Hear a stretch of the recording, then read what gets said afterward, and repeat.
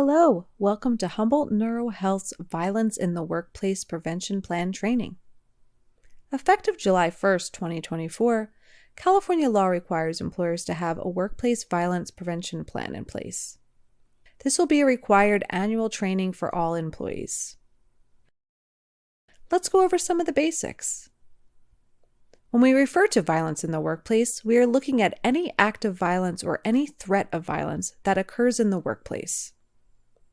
This includes any act or threat that may result in bodily harm, psychological trauma, use of a weapon, or even any verbal or written threats that are included but not limited to email, text messages, or social media. In the state of California, acts of workplace violence events are categorized into 4 major types, which you'll see here. When it comes to creating the workplace violence prevention plan, everybody has their role. The executive director is in charge of the overall development and implementation, while the operations director is responsible for handling any reports that come in regarding violence in the workplace. The office manager and human resources have worked together to develop this training and any future trainings on this topic. And lastly, the operations director and office manager will coordinate together in overseeing safety inspections of all locations.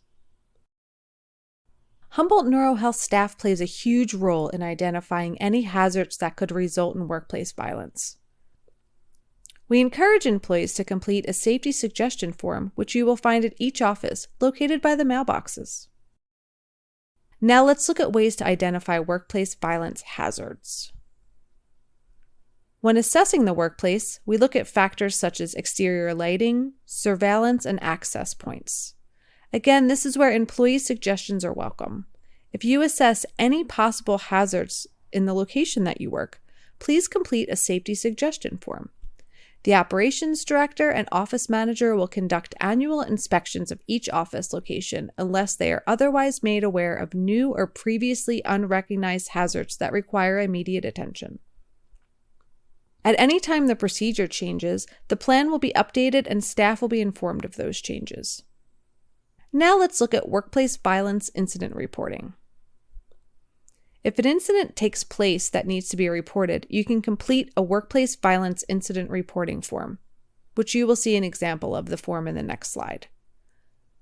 Reminder, no employee will be retaliated against for reporting an incident. Here is an example of the workplace violence incident reporting form. This form shall be completed in the case of an incident and given to your direct supervisor. If there is an emergency, please dial 911 and then, if possible, contact the operations director to report the incident. The operations director will then be responsible for informing all employees if there is an active emergency and providing a clear and appropriate course of action. Here are the local emergency numbers for each office location. All reported incidences will be investigated and documented with corrective actions implemented if necessary. The operations director will evaluate the reported situation using a specific checklist and then take appropriate measures to address it. As we conclude our presentation, we would like to emphasize some key points for every employee to remember. Employees are highly encouraged to suggest potential workplace violence hazards. Additionally, staff members are expected to comply with the plan and follow all reporting procedures. An email containing the Workplace Violence Prevention Plan will be sent to ensure that all employees have a copy available. Thank you so much for taking the time to watch this video. Have a lovely day.